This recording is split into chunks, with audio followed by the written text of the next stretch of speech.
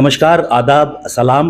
Cycle TV पर आपका स्वागत है और मैं आज कासगंज पहुंचा हूं और मेरे साथ कासगंज के नवनिर्वाचित जिलाध्यक्ष समाजवादी पार्टी विक्रम सिंह यादव जी हैं। आज इनसे बात करेंगे कि जिलाध्यक्ष बनने के बाद कैसा महसूस हो रहा है और क्या इनकी योजना रहेगी ताकि समाजवादी पार्टी नीचे तक, बूथ लेवल तक मजबूत रहे। तो बहुत बहुत स्वागत है साइकिल टीवी पर आपका। धन्यवाद। पहले तो मुबारकबाद कि आप नए जिलाध्यक्ष बने हैं। बहुत बहुत शुक्रिया। तो पार्टी के सभी कार्यकर्ताओं की तरफ से मैं आपका धन्यवाद देता हूं। तो कैसा महसूस हो रहा है जिलाध्यक्ष बनने पे? बहुत बड़ी जिम्मेदारी है। इस समय जो हालात हैं, अराजकता का माहौल है और इस समय अराजकता नहीं, प्रशासनिक अराजकता है, प्रशासनिक गुंडागर्दी है, लोगों को न्याय नहीं मिल रहा, दहशत का माहौल है, ईडी सीबीआई के दुरुपयोग की स्थिति है, किसानों की समस्याएं, गन्ना किसानों का भुगतान नहीं हुआ, किसानों के हालात ये हैं कि समय पे डीएपी यूरिया नहीं मिल रही, 5 किलो हर पैकेट पर कम कर दिया गया, नौजवान बेरोजगार घूम रहा है, सरकार के पास कोई पॉलिसी नहीं है नौजवान को रोजगार देने की। तो इस सब के साथ बहुत बड़ी जिम्मेदारी है, जन जागरण करना है, पार्टी को मजबूत करना है और एक बहुत बड़ी जिम्मेदारी पार्टी ने सोच के दी है और उसके जो सोच है पार्टी राष्ट्रीय अध्यक्ष जी के माननीय आदरणीय श्री अखिलेश यादव जी की, उसको एक नए अमली जामा पहनाना है और समाजवादी पार्टी को जनपद में मजबूत करना है और फासिस्ट ताकतों को नेस्तनाबूद करना है। जैसे आपको पता है कि अभी निकाय चुनाव भी आ रहे हैं, उसके बाद लोकसभा चुनाव भी है, तो क्या तैयारी है आपकी और क्या योजना बना रखी है कि संगठन को किस तरह से मजबूती प्रदान करेंगे आप? देखिए, हमारा संगठन वैसे तो कल ही बना है, लेकिन अभी हम आरक्षण का इंतजार कर रहे हैं और आरक्षण के बाद हम सभी सीनियर्स और कार्यकर्ताओं की बैठक करेंगे और बैठक करने के बाद पूरी एक टीम बना करके हर नगर पालिका में हम अपने एक टीम भेजेंगे जो जगह जगह लोगों से बात करेगी, संगठन के लोगों से बात करेगी और आम आदमी सड़क पर जो काम करने वाले उन लोगों से भी चर्चा करेगी।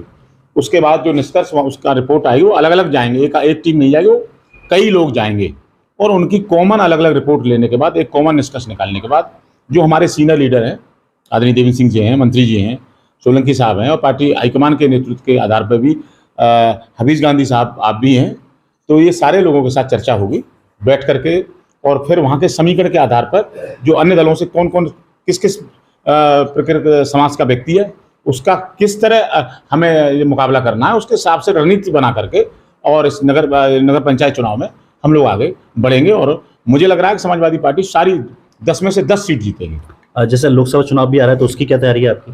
लोकसभा चुनाव की ऐसा है, हमारे देवेश साख जी यहाँ पर्यवेक्षक यहाँ प्रभारी बना दिए गए और उनसे कल भी हमारी बात हुई है और हमें सबसे पहले बूथ को मजबूत करना है, उसके बाद सेक्टर को मजबूत करना है, अपने संगठन का भी कार्य चल रहा है अभी, क्योंकि 2 दिन बने तो कार्यकर्ताओं का उत्साह भी बढ़ा है और मेल मुलाकातों का दौर है, मैं भी परिचित हो रहा हूँ। वैसे तो मैं जिले में 15-16 हज़ार कार्यकर्ताओं बाई नेम बुला लेता हूँ, तो उनसे परिचित हो रहे हैं और उनकी क्षमता को देख रहे हैं।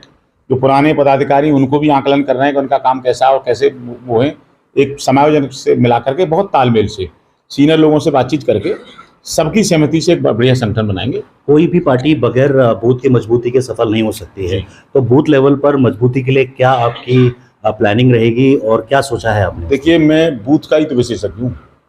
मेरा जब जमाना था 10 में से 7 टाउन एरिया चेयरमैन जीते थे, 2 विधानसभा जी एक मामूली अंतर से हार गए थे।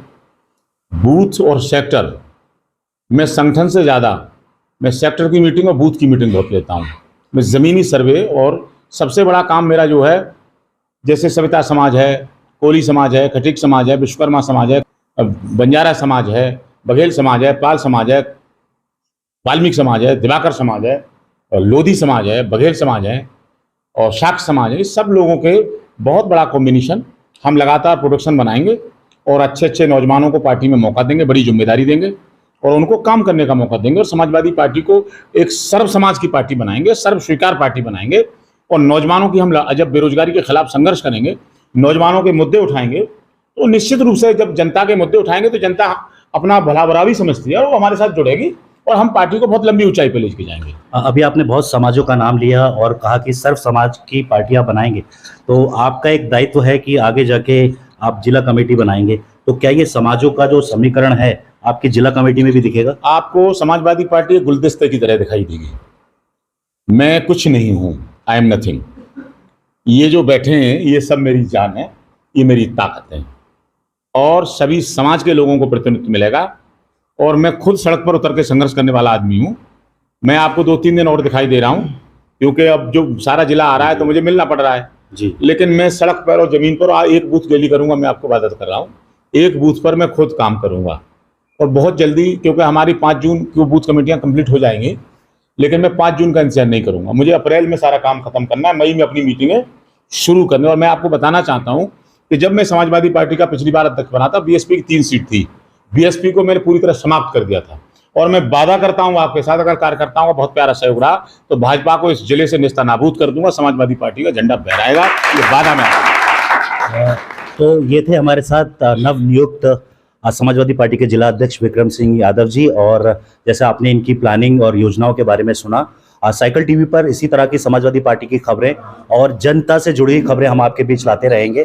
तो मैं दोबारा से स्वागत करता हूं और मैं धन्यवाद देना चाहता हूं राष्ट्रीय नेतृत्व को कि आपने एक अच्छा फैसला लिया है।